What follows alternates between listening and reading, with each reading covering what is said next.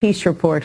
I'm Amy Goodman. As we continue our coverage of Hurricane Sandy, the Nuclear Regulatory Commission has acknowledged the massive storm could impact coastal and inland nuclear plants.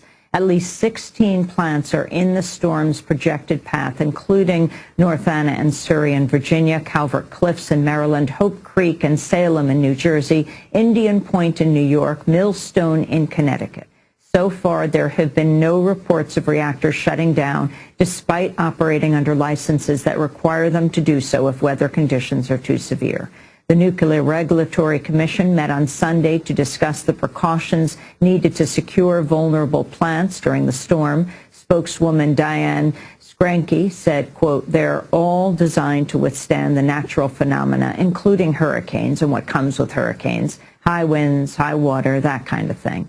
Well, for more, we go now to Burlington, Vermont, to speak with Arnie Gunderson, former nuclear industry senior vice president, who's coordinated projects at 70 nuclear power plants around the country, now chief engineer at Fairwinds Associates. Arnie Gunderson, welcome to Democracy Now! Talk about what you're concerned about.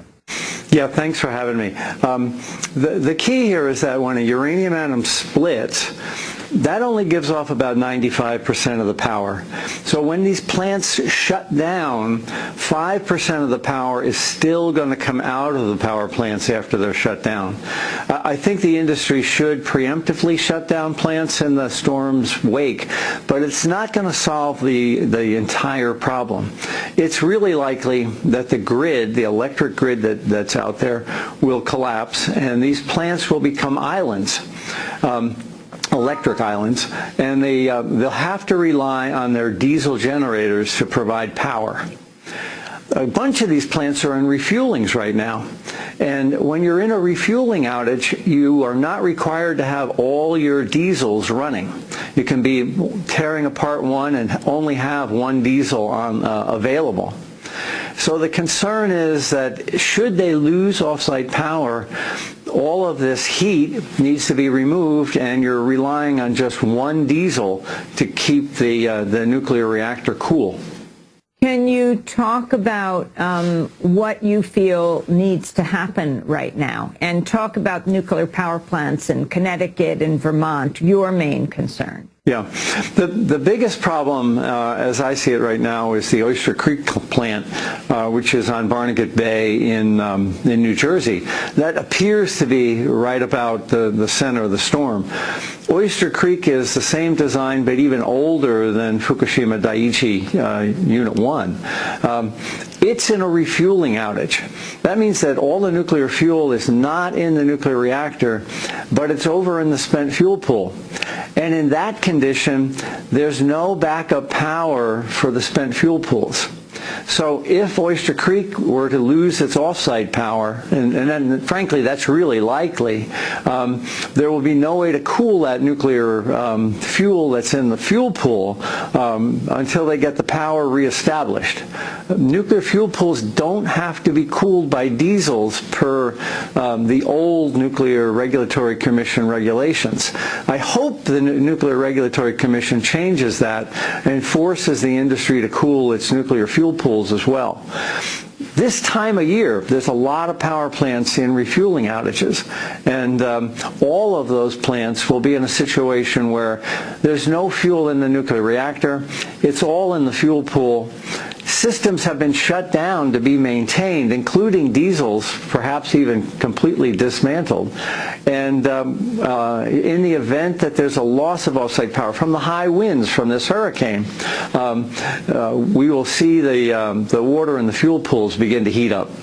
Neil Sheehan, a representative of the U.S. Nuclear Regulatory Commission, said these plants have to be able to withstand all sorts of natural phenomena: earthquakes, severe flooding, tropical storms, lightning storms, tornadoes. They need to be able to deal with all that. We like to say they're very robust structures. They can deal with a lot of punishment, but at the same time, they have procedures in place to guide them through this. So then, Arnie Gunderson, what is your concern? You know, this isn't like the big bad wolf. They can huff and puff, and they won't blow this plant down, especially a hurricane that's only 85-mile-an-hour winds. It's not a question of the winds from this hurricane blowing the plant down. It's a question of the loss of off-site power. That's exactly what happened after Fukushima Daiichi. The earthquake destroyed the off-site power. At that point, the nuclear plant relies on its diesels. And my big concern is diesel reliability and the fact that nuclear plants don't have to cool their nuclear fuel pools off their diesels per NRC regulations. I think those are the two big concerns for Hurricane Sandy. Tell us what's happening in Vermont. Tell us what's happening with Vermont Yankee, Arnie Gunderson, a plant you know well. Yeah, Irene hit Vermont Yankee pretty hard, and we are expecting a little less rain from Sandy than we were from Irene. It was interesting, talk about the law of unanticipated consequences. There was so much flooding in Vermont that large gas canisters that people had in their backyard to heat their homes or heat their trailer parks or to heat their barbecues went floating down the Connecticut River and bumped into a hydroelectric dam, which is just south of Vermont Yankee. And the state police actually blocked off the road heading into Vermont Yankee because they were afraid all the hydrogen in those canisters was likely to explode. Now, that's not in the design bases of a nuclear power plant. Nobody ever thought that we'd have to worry about explosive gases floating down rivers by our nuclear plants and potentially causing damage. Here in Vermont, I think we'll have a less severe event near our nuclear plant than we had last year, but it really depends on the degree of the flooding. What are the most important issues we can learn from Fukushima right now in the United States, and how does climate change fit in with both? Arnie Gunderson. Well, climate change has affected nuclear plants this year. Quite a few had to reduce power in the summer because river flow rates had dropped and there wasn't enough water to cool them. And that happened in France and around the world as well. So we portray nuclear power as a way to eliminate climate change, but in fact, we need to solve climate change before we can have nuclear power plants because there's just not enough cooling water to cool these plants in the event of hot summers. Well, now in the fall, and the lesson from Daiichi is that the nuclear fuel pools are a major liability. There's more nuclear, more cesium in the fuel pool at Vermont Yankee than was ever exploded in all of the 700 above-ground bomb testing. I think the most important lesson we can take out of the Fukushima Daiichi in climate change, and especially with Hurricane Sandy, is that we can't expect to cool these fueling pools. We need to remove the fuel, we need to put it in dry casks and get it down from these high fuel pools, get it down onto the ground in dry cask storage. The Nuclear Regulatory Commission is not insisting on that because it's going to cost a couple $2 billion for the industry.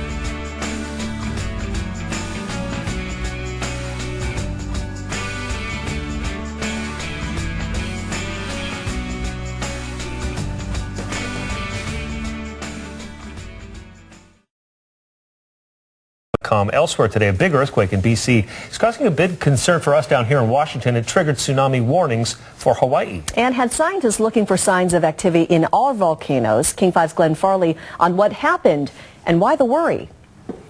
Earthquake. The quake got everyone's attention. It was hard to miss.